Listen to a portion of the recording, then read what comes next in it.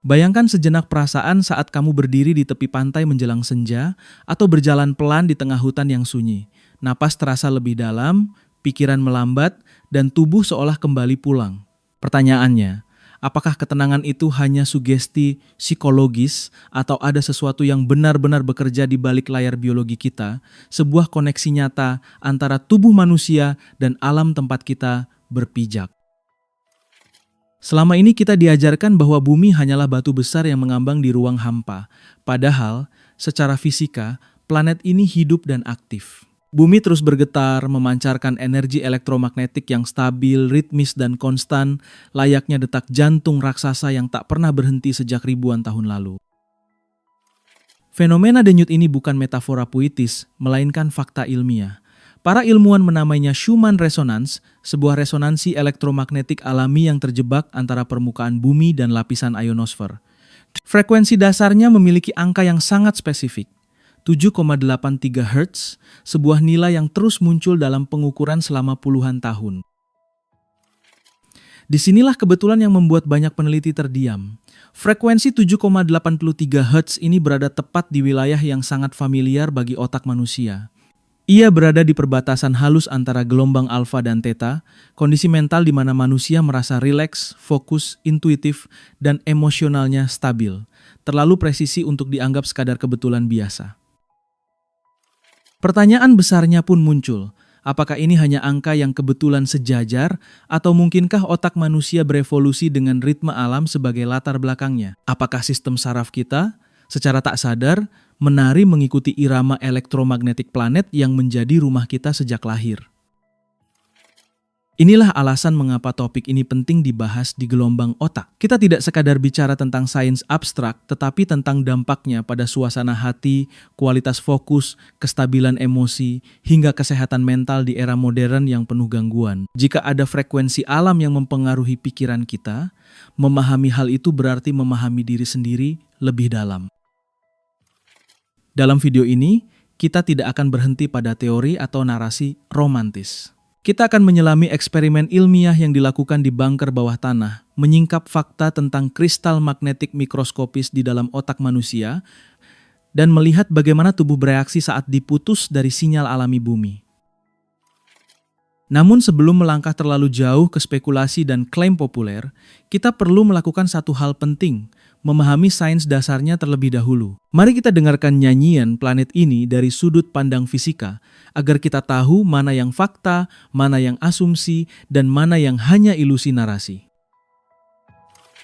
Kisah ini berakar dari dunia fisika murni, jauh sebelum istilah spiritual atau psikologis ikut menempel. Pada awal 1950-an, para ilmuwan mulai bertanya apakah ruang antara permukaan bumi dan langit atas benar-benar kosong atau justru menjadi medium bagi gelombang yang terus bergerak. Dari rasa ingin tahu inilah, sebuah prediksi matematis tentang denyut planet mulai dirumuskan. Untuk memahaminya, bayangkan bumi sebagai bola raksasa, sementara ionosfer bertindak seperti cangkang yang menyelubunginya. Ruang di antara keduanya membentuk rongga alami yang sangat besar. Dalam fisika, rongga semacam ini bisa beresonansi, mirip badan gitar atau lonceng, yang akan bergetar pada frekuensi tertentu saat diberi energi pemicu. Pemicu itu ternyata bukan sesuatu yang langka. Setiap detik di seluruh dunia terjadi puluhan hingga ratusan sambaran petir. Kilatan ini bukan sekadar cahaya dan suara, tetapi juga pelepasan energi elektromagnetik yang sangat kuat. Petir inilah yang berperan sebagai pemukul lonceng, menyalakan getaran di dalam rongga raksasa bumi ionosfer.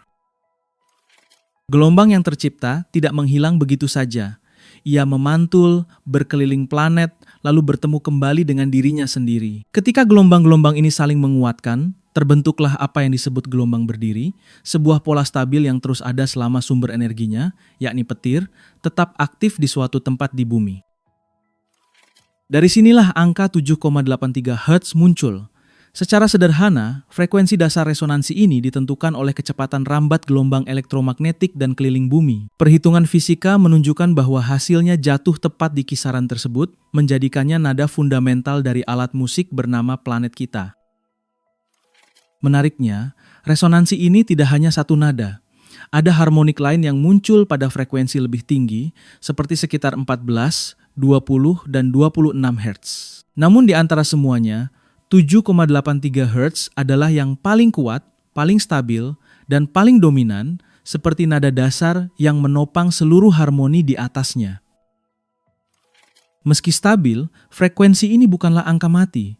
Ia bisa bergeser sedikit, seolah bernapas, dipengaruhi oleh aktivitas matahari, badai geomagnetik, dan perubahan musim global. Namun pergeseran ini selalu kecil, tetap berputar di sekitar nilai dasarnya, menandakan sistem yang dinamis namun terkunci secara fisika. Sampai di titik ini, kita sudah tahu satu hal penting. Bumi benar-benar bernyanyi, bukan dalam arti mistis, tetapi sebagai konsekuensi hukum fisika. Pertanyaannya kini bergeser. Jika planet ini terus memancarkan irama konstan, mungkinkah makhluk hidup yang berevolusi di atasnya ikut merespons nyanyian tersebut? Untuk memahami kemungkinan hubungan ini, kita perlu masuk ke dalam kepala manusia secara harfiah. Otak bukan organ yang sunyi. Di dalamnya, miliaran neuron terus berkomunikasi menggunakan sinyal listrik kecil yang ritmis. Aktivitas listrik inilah yang bisa direkam oleh alat bernama EEG, dan dari sinilah konsep gelombang otak lahir bukan sebagai metafora, tetapi sebagai pola nyata yang bisa diukur. Ketika para ilmuwan memetakan aktivitas tersebut, mereka menemukan bahwa otak manusia tidak bekerja dalam satu kecepatan tetap. Ia berubah-ubah sesuai kondisi mental. Secara garis besar, gelombang ini dikelompokkan menjadi 4 kategori utama: beta saat kita waspada dan tertekan, alfa saat tenang dan sadar, theta saat mengantuk atau bermeditasi, serta delta ketika kita tertidur lelap tanpa mimpi. Di antara semua spektrum itu, gelombang alfa menempati posisi yang sangat penting. Ia muncul ketika mata terpejam, napas melambat, dan pikiran mulai rileks tanpa kehilangan kesadaran. Dalam dunia pembelajaran, hipnosis, dan performa mental, kondisi alfa sering disebut sebagai pintu masuk menuju fokus yang nyaman dan penerimaan informasi yang optimal. Lebih dalam lagi terdapat gelombang theta. Frekuensi ini aktif saat kita bermimpi, berimajinasi, atau tenggelam dalam meditasi mendalam. Theta berhubungan erat dengan bawah sadar, memori emosional, dan kreativitas murni. Banyak ide besar dan terobosan kreatif justru muncul ketika otak berada di wilayah ini, bukan saat berpikir keras secara sadar. Sekarang perhatikan satu titik menarik. Frekuensi Schumann resonance 7,83 Hz berada tepat di ambang antara alfa dan theta. Ia tidak sepenuhnya membuat kita tertidur, namun juga tidak mendorong stres atau kewaspadaan berlebih. Posisi ini seperti zona nyaman neurologis, tempat pikiran terasa jernih, tubuh tenang, dan emosi relatif stabil. Kondisi inilah yang sering digambarkan orang sebagai flow, saat bekerja, berkarya, atau sekadar menikmati momen, waktu terasa melambat atau bahkan menghilang. Tidak ada kecemasan berlebihan, tidak ada tekanan internal. Hanya keselarasan antara pikiran, perasaan, dan tindakan. Secara neurologis, ini adalah keadaan yang sangat efisien bagi otak manusia. Yang menarik, otak manusia bersifat plastis. Ia selalu berusaha menyesuaikan diri dengan lingkungan di sekitarnya. Neuron memperkuat atau melemahkan koneksi berdasarkan pola yang sering muncul. Jika lingkungan memiliki ritme tertentu yang stabil, secara teori, otak akan mencoba menyelaraskan diri dengannya sebagai bentuk adaptasi biologis jangka panjang. Dari sinilah muncul sebuah hipotesis yang layak dipertimbangkan. Apakah mungkin, selama ribuan tahun evolusi, otak manusia menggunakan frekuensi alami bumi sebagai acuan latar belakang, semacam metronom tak terdengar yang membantu menjaga kestabilan ritme internal kita? Untuk menjawabnya, kita perlu melihat bukti nyata yang pernah diuji secara langsung pada manusia.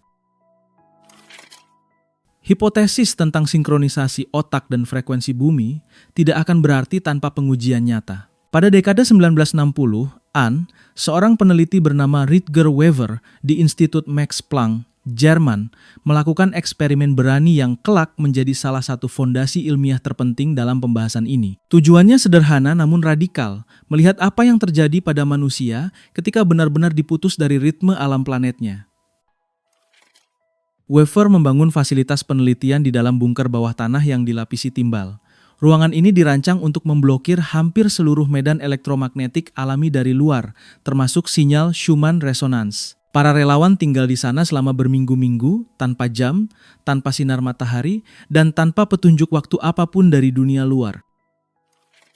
Hasil awalnya mengejutkan. Dalam beberapa hari, ritme biologis para relawan mulai kacau. Pola tidur memanjang, jam bangun bergeser, suasana hati menjadi tidak stabil, dan tingkat stres meningkat. Tubuh mereka seolah kehilangan kompas internal, tidak lagi tahu kapan harus beristirahat dan kapan harus aktif. Fenomena ini menunjukkan sesuatu yang penting. Tanpa acuan eksternal, sistem biologis manusia kesulitan menjaga sinkronisasi waktu. Ritme sirkadian, yang selama ini dianggap hanya bergantung pada cahaya dan gelap, ternyata membutuhkan referensi tambahan yang lebih halus dan terus-menerus hadir di lingkungan alami kita. Di tahap berikutnya, Weaver melakukan intervensi cerdas. Ia menyalakan generator elektromagnetik di dalam bunker yang memancarkan frekuensi buatan menyerupai Schumann resonance. Para relawan tidak diberitahu apapun, tidak ada sugesti, tidak ada ekspektasi, hanya paparan frekuensi latar belakang yang sebelumnya hilang. Yang terjadi setelahnya hampir terasa tidak masuk akal. Ritme tidur para relawan mulai kembali normal, suasana hati membaik, dan siklus biologis perlahan menyelaraskan diri. Tubuh mereka merespon seolah menemukan kembali referensi yang selama ini dicari, meski para subjek tidak sadar ada perubahan lingkungan. Kesimpulan dari studi ini sangat kuat. Manusia ternyata membutuhkan sinyal elektromagnetik latar belakang tertentu untuk menjaga kestabilan fungsi biologisnya. Schumann resonance bukan sekadar fenomena fisika pasif, melainkan bagian dari ekosistem tak kasat mata yang menopang kesehatan sistem saraf dan ritme hidup kita. Temuan ini bahkan berdampak hingga ke dunia luar angkasa. Dalam perencanaan misi jangka panjang, Badan Antariksa mulai mempertimbangkan penggunaan generator frekuensi buatan di pesawat dan stasiun luar angkasa. Alasannya sederhana, tanpa detak bumi, tubuh manusia berisiko kehilangan keseimbangannya sendiri. Sampai di titik ini, satu hal perlu ditegaskan. Kita tidak mendengar frekuensi bumi dengan telinga, tidak ada suara, tidak ada sensasi auditori. Respons ini terjadi jauh lebih dalam, pada level sel, jaringan saraf, dan sistem biologis yang bekerja secara listrik dan kimiawi di seluruh tubuh kita. Salah satu struktur yang sering menjadi sorotan adalah kelenjar pineal. Kelenjar kecil di tengah otak ini berperan penting dalam mengatur hormon melatonin, pengendali siklus tidur, dan bangun. Menariknya, pineal dikenal sangat sensitif terhadap perubahan medan elektromagnetik dan cahaya, menjadikannya kandidat kuat sebagai penerima sinyal lingkungan yang halus. Di dalam otak manusia juga ditemukan sesuatu yang mengejutkan, kristal magnetik mikroskopis yang disebut magnetite. Kristal ini bukan benda asing, tetapi terbentuk secara biologis. Ia memiliki sifat ferromagnetik, artinya dapat bereaksi terhadap medan magnet, termasuk medan geomagnetik alami bumi. Fungsi magnetite ini diyakini mirip kompas internal. Ketika medan magnet di sekitar tubuh berubah, kristal-kristal ini dapat memengaruhi aktivitas saraf di sekitarnya. Sinyal kecil tersebut kemudian diterjemahkan oleh otak sebagai informasi lingkungan tanpa perlu disadari oleh pikiran sadar. Beberapa teori biofisika bahkan melangkah lebih jauh. Struktur DNA manusia yang berbentuk heliks ganda diduga mampu bertindak sebagai antena fraktal alami. Bentuk ini secara teoritis memungkinkan DNA berinteraksi dengan frekuensi elektromagnetik berpanjang gelombang besar seperti frekuensi alami planet. Tubuh manusia sendiri pada dasarnya adalah konduktor listrik. Sebagian besar tubuh kita terdiri dari air dan elektrolit, larutan garam yang sangat baik menghantarkan arus. Dalam kondisi ini, seluruh tubuh bertindak seperti antena hidup yang terus-menerus terpapar dan berinteraksi dengan medan elektromagnetik di sekitarnya. Interaksi ini berdampak langsung pada sistem hormonal. Fluktuasi medan geomagnetik diketahui berkorelasi dengan perubahan produksi serotonin dan melatonin, dua zat kimia kunci yang memengaruhi suasana hati, kualitas tidur, dan kestabilan emosi. Ketika medan ini terganggu, banyak orang melaporkan perubahan mood yang sulit dijelaskan secara psikologi semata. Jika semua potongan ini disatukan, gambaran besarnya menjadi jelas. Tubuh manusia bukan sistem tertutup. Ia adalah biokomputer yang selalu terhubung, menerima, dan merespons sinyal dari lingkungannya. Dalam konteks ini, bumi bukan sekadar tempat tinggal, melainkan server utama, tempat sistem biologis kita terus tersinkronisasi. Setelah memahami mekanisme biologisnya, kita masuk ke wilayah yang menghubungkan fisika, emosi, dan kesadaran manusia. Disinilah riset dari HeartMath Institute menjadi relevan. Lembaga ini selama bertahun-tahun meneliti hubungan antara medan elektromagnetik jantung manusia, otak, dan medan magnet bumi bukan sebagai konsep spiritual, tetapi sebagai fenomena terukur. Salah satu temuan kunci mereka adalah konsep koherensi jantung otak. Saat seseorang berada dalam keadaan emosi positif seperti rasa syukur, tenang, atau welas asih, pola detak jantung menjadi lebih teratur dan harmonis. Pola ini ternyata selaras dengan ritme alami lingkungan, termasuk frekuensi latar belakang geomagnetik planet. Koherensi ini bukan sekadar perasaan nyaman. Dalam kondisi tersebut, komunikasi antara jantung dan otak menjadi lebih efisien. Sistem saraf parasimpatik aktif, hormon stres menurun, dan otak lebih mudah masuk ke keadaan alfa atau theta ringan, kondisi yang sangat mirip dengan zona frekuensi Schumann. Dari sini muncul hipotesis yang lebih luas, sering disebut global coherence. Jika individu bisa selaras dengan medan bumi, mungkinkah emosi kolektif manusia juga memberikan umpan balik terhadap lingkungan elektromagnetik planet? Sebuah hubungan dua arah, di mana bumi memengaruhi manusia, dan manusia, dalam skala besar, ikut memberi jejak pada bumi. Data kesehatan memberikan petunjuk menarik. Beberapa studi menunjukkan korelasi antara badai matahari yang mengganggu medan geomagnetik dengan peningkatan kasus gangguan jantung, kecemasan, dan depresi. Ketika latar belakang elektromagnetik menjadi kacau, sistem biologis yang sensitif terhadap ritme ikut terdampak. Hal ini juga menjelaskan mengapa sebagian orang, terutama mereka yang sangat sensitif atau dikenal sebagai highly sensitive person, sering merasa gelisah, sulit tidur, atau emosinya naik turun tanpa sebab jelas saat kondisi geomagnetik memburuk. Tubuh mereka seperti antena yang lebih peka terhadap perubahan sinyal lingkungan. Sebaliknya, berada di alam terbuka sering memberikan efek menenangkan yang instan. Teknik grounding, berjalan di tanah, atau sekadar duduk di bawah pohon terbukti menurunkan kortisol dan menstabilkan sistem saraf. Dari sudut pandang NLP, ini adalah bentuk patching alami. Bumi secara konsisten memimpin ritme, dan tubuh kita mengikutinya tanpa perlu instruksi sadar. Ketika koherensi ini tercapai, potensi penyembuhan diri meningkat. Tubuh masuk ke mode pemulihan, pikiran menjadi lebih jernih, dan emosi lebih seimbang. Inilah titik temu antara sains modern, psikologi, dan pengalaman subjektif manusia. Sebuah keadaan di mana selaras dengan alam berarti selaras dengan diri sendiri. Seiring populernya topik ini, ruang digital dipenuhi grafik dan klaim sensasional. Salah satu yang paling sering viral adalah gambar yang menunjukkan Schumann resonance melonjak drastis hingga 30 atau bahkan 40 Hz. Banyak orang langsung mengaitkannya dengan perubahan kesadaran massal atau pergeseran realitas tanpa memahami apa yang sebenarnya diukur. Disinilah klarifikasi teknis menjadi sangat penting.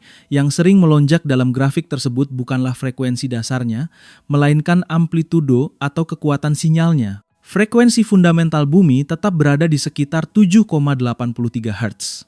Jika frekuensi dasar itu benar-benar berubah drastis, berarti ukuran dan sifat fisik planet kita ikut berubah, sesuatu yang tidak mungkin terjadi tanpa konsekuensi kosmik besar. Banyak narasi kemudian mengaitkan fenomena ini dengan konsep ascension atau kenaikan dimensi. Klaimnya, bumi sedang bertransisi ke tingkat kesadaran baru dan manusia yang tidak siap akan merasa gelisah. Masalahnya, tidak ada satupun bukti fisika atau biologi yang mendukung gagasan bahwa dimensi realitas berubah karena resonansi ini.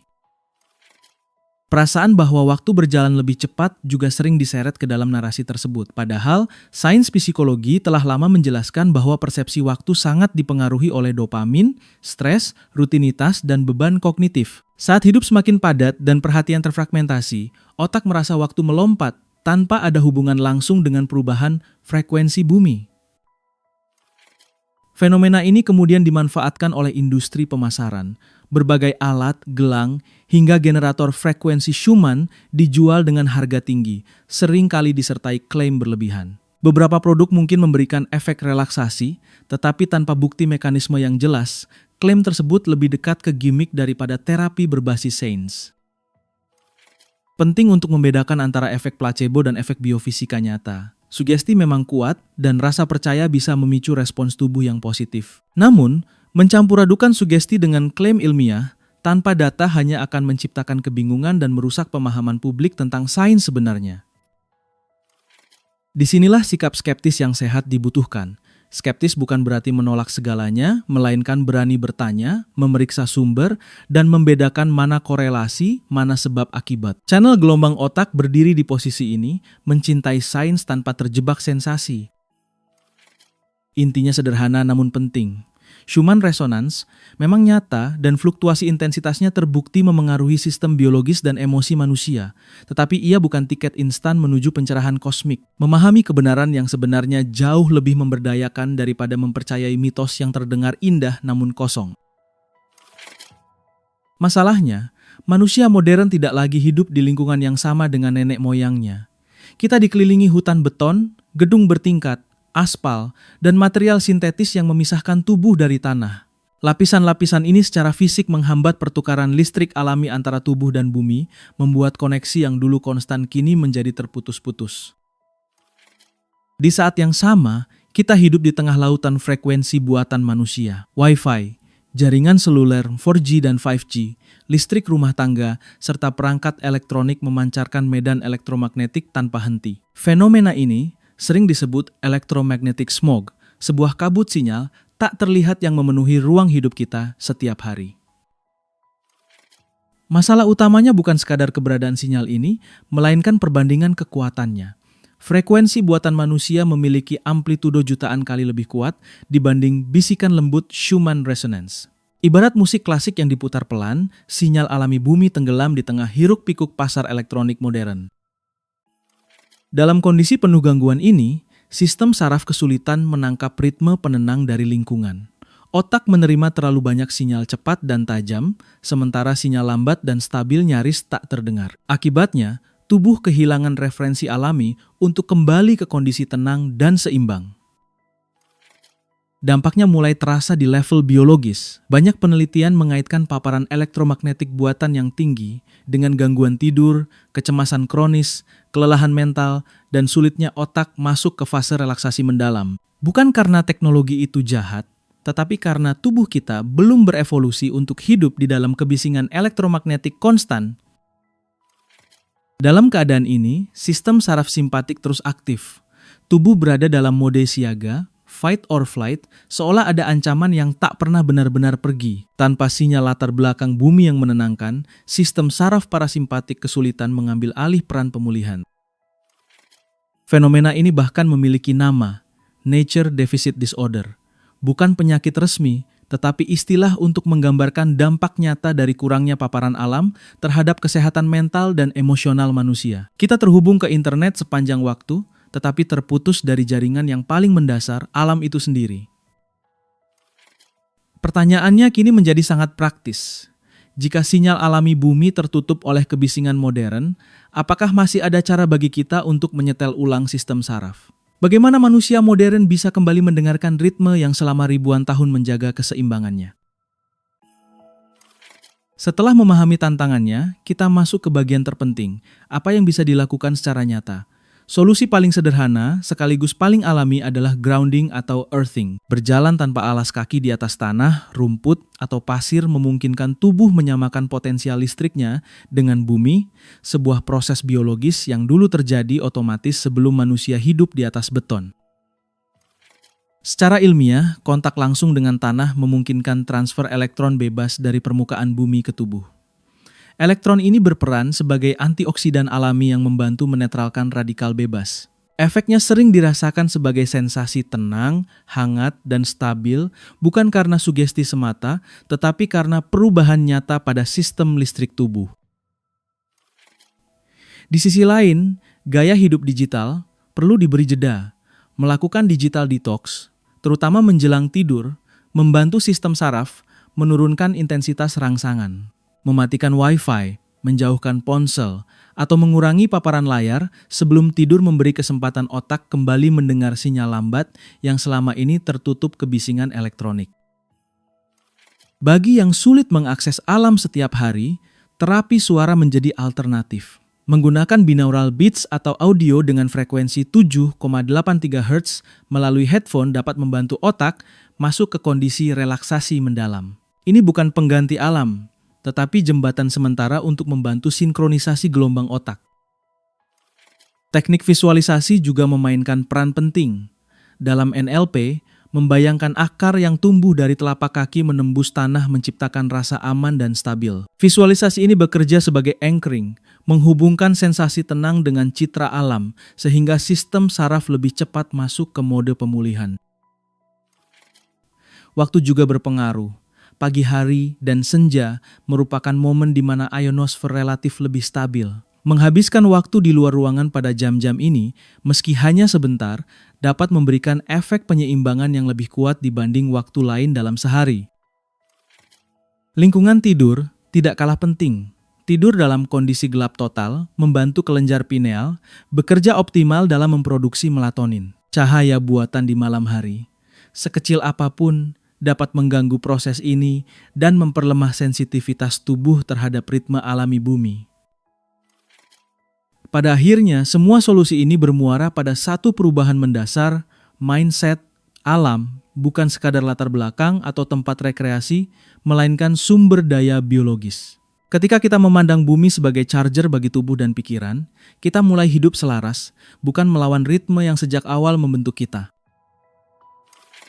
Mari kita tarik napas sejenak dan melihat kembali perjalanan yang telah kita tempuh. Dari fisika resonansi planet, gelombang otak manusia, eksperimen bunker bawah tanah, hingga tantangan elektromagnetik era modern, satu benang merah mulai terlihat jelas. Kita hidup di dalam sebuah lonceng raksasa yang terus bergetar, dan tubuh kita tumbuh serta berfungsi di dalam getaran itu.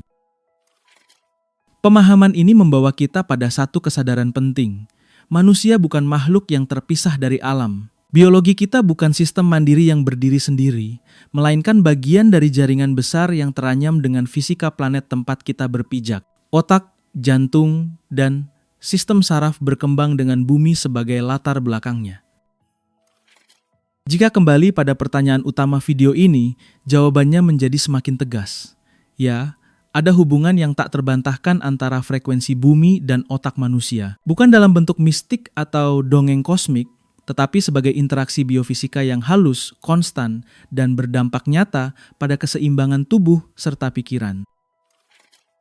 Pesan terdalam dari semua ini sederhana namun kuat.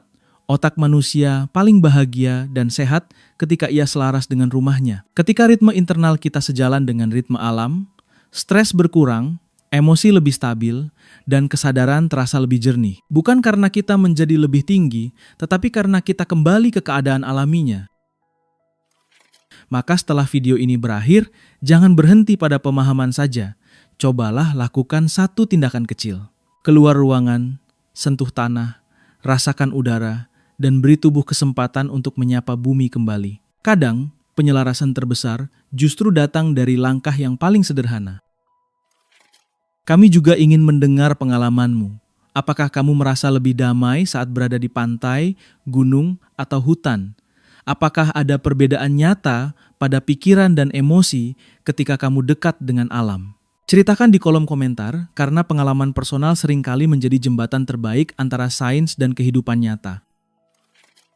Di video berikutnya, Gelombang Otak akan kembali membahas topik neuroscience menarik lainnya, dari misteri memori, kesadaran, hingga cara pikiran bawah sadar membentuk realitas hidup kita.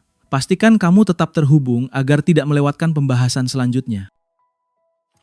Terima kasih telah menyelami frekuensi ini bersama kami. Tetaplah terhubung, tetaplah selaras, dan sampai jumpa di gelombang berikutnya.